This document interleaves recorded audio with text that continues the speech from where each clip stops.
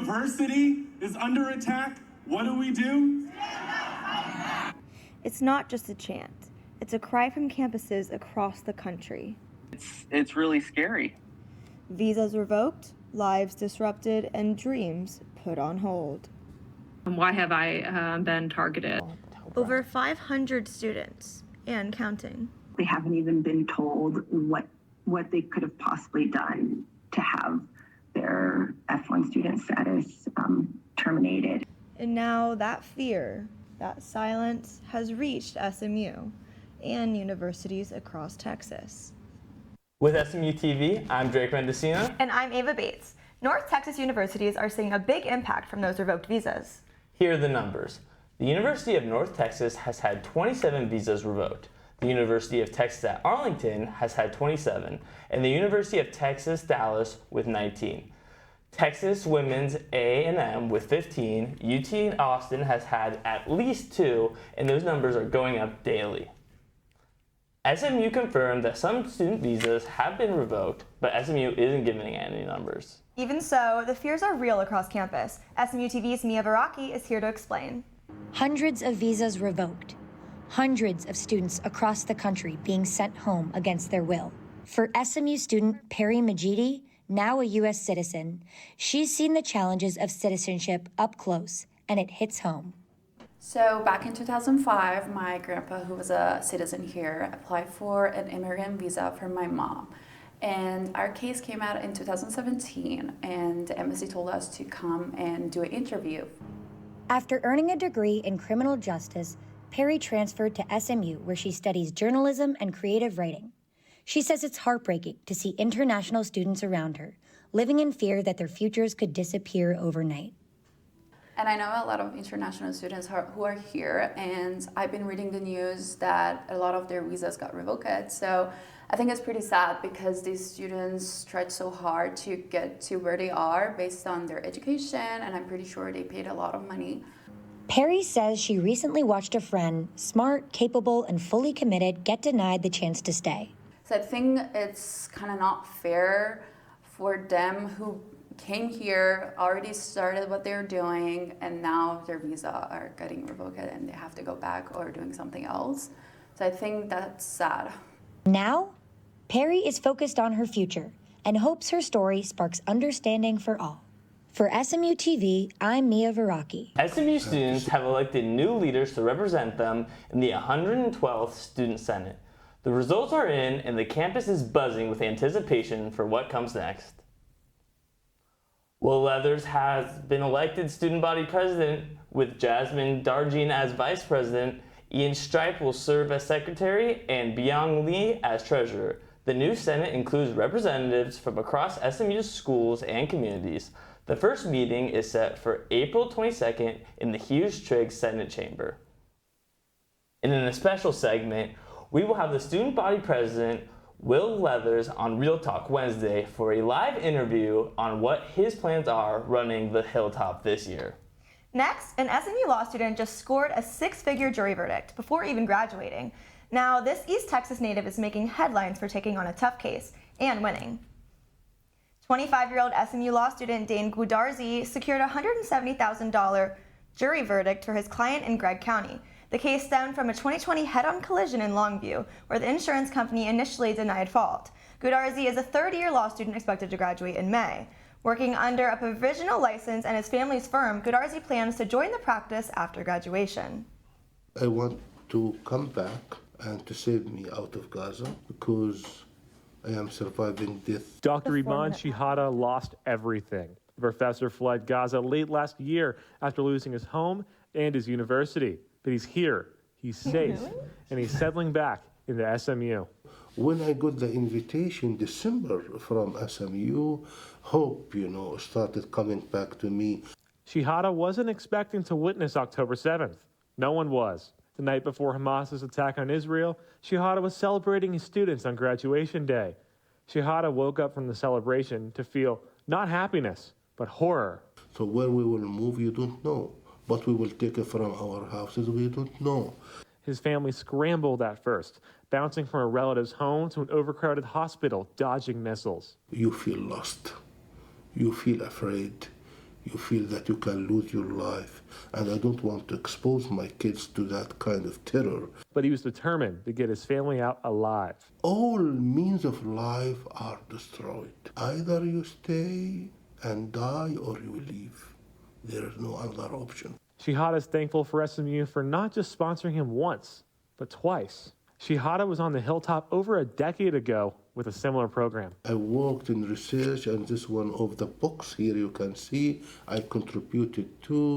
It took some of the same people to bring him back. He used to have this at home, at his home, and at his university, but neither of those places exists anymore. Once the news hit October 7th, Halpern started working to rescue him. We so forcefully believed that SMU didn't have a financial obligation, but we felt that it had a moral obligation to help save a family. Halpern spoke to SMU's deans and lobbied for their help, but they wouldn't have listened if it wasn't for Suzanne Scholes. They lost everything. No books, no computer, no nothing. I first didn't dare to send him a text on Facebook because I thought, I don't even know if he still lives. Scholes worked with Shihada on her book the last time Shihada was here. Scholes immediately went to the provost and dean of Perkins to save Shihada.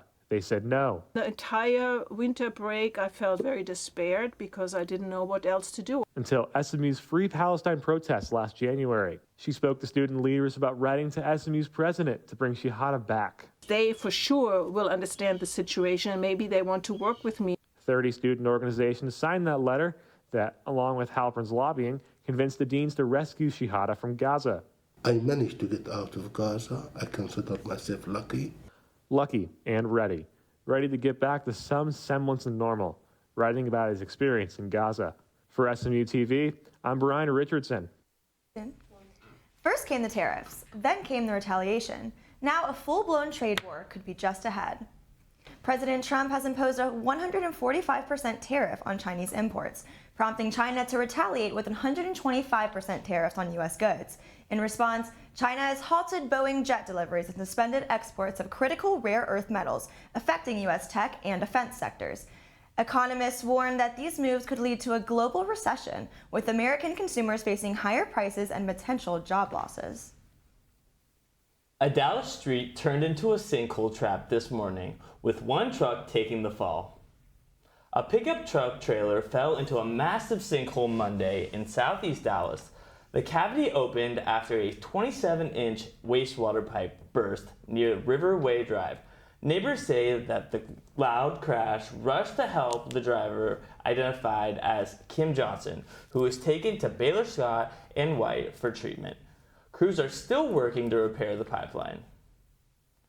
Shaking things up on the West Coast, a massive quake rocks California. Find out who felt it and who's still shaken next.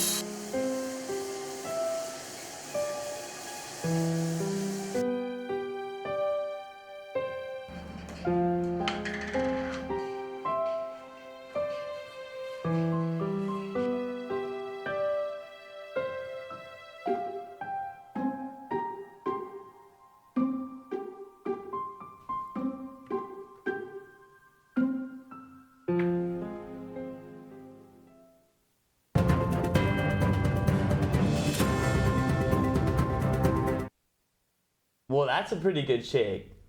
That's how one woman described the quake that rattled San Diego. Watch this. This baby didn't know what was going on as she was literally shaken from her sleep.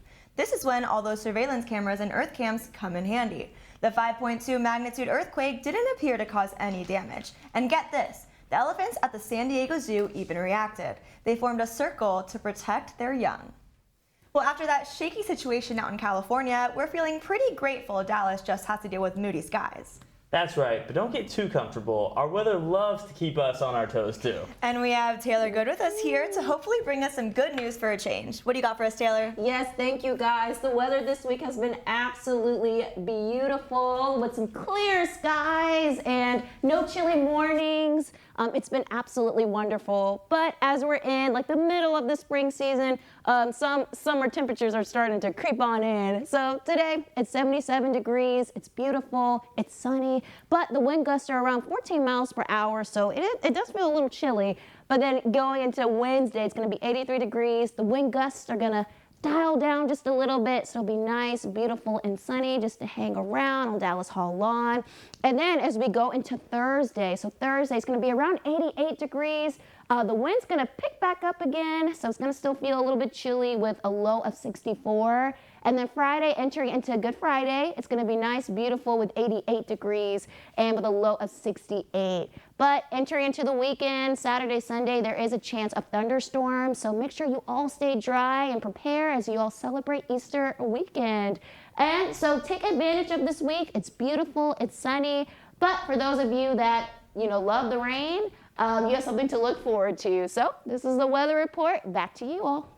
Thanks so much, Taylor. Up next, Paige Beckers is going pro. The UConn star just got the call. See where she's headed in the WNBA coming up.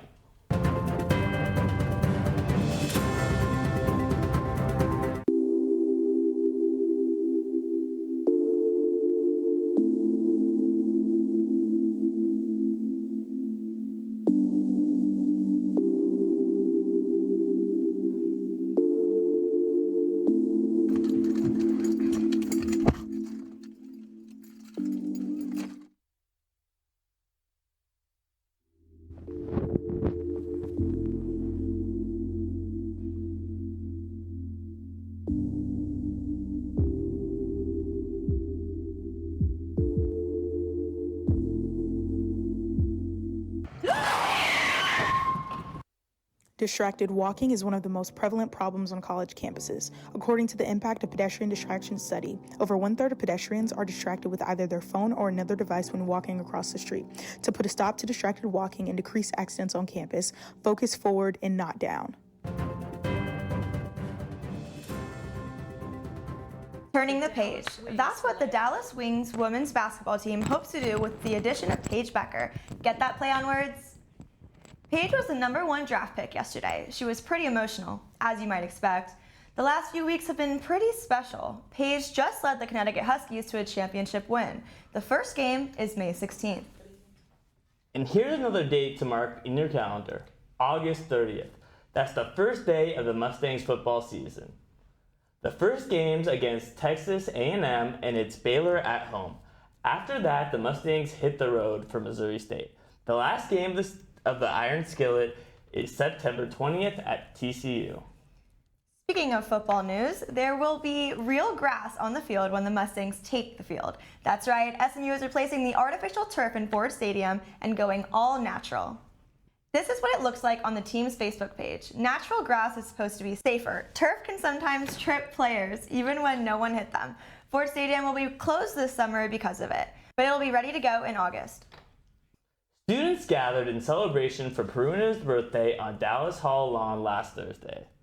As we know, it is Peruna's birthday, and SMU is celebrating with the Peruna Palooza on Dallas lawn. With Smu Tv, I'm Drake Mendocino. The lawn was packed for the Palooza, one of the university's biggest spring traditions. The festival celebrates SMU's iconic mascot Peruna with nonstop energy and a campus-wide excitement. Peruna Palooza is so much fun. Everyone all comes together on the lawn, and there's so many games and activities and food. So, happy birthday, Peruna. A live band keeps the crowd moving as students enjoy food and some games. A bouncy house draws a crowd while photo ops and colorful bouquets of spring flowers line the walkways. Laughter and music fill the air as friends gather under the sun, soaking in the vibrant atmosphere. Peruna Palooza honors the wild legacy of Peruna, who once ran across the football field after every touchdown. Today, the celebration continues with a mix of tradition, fun, and school spirit. With SMU TV, I'm Drake Mendocino. And that's all we have for you today at SMU TV. Remember, you can always follow us on Instagram at SMU TV Official and on X at SMU TV Official. Tune in Thursday for all things pop culture on the Roundup and our Spanish program Al Punto. And you can catch up on the latest in politics on Real Talks on Wednesdays. Until then, have a great day and pony up.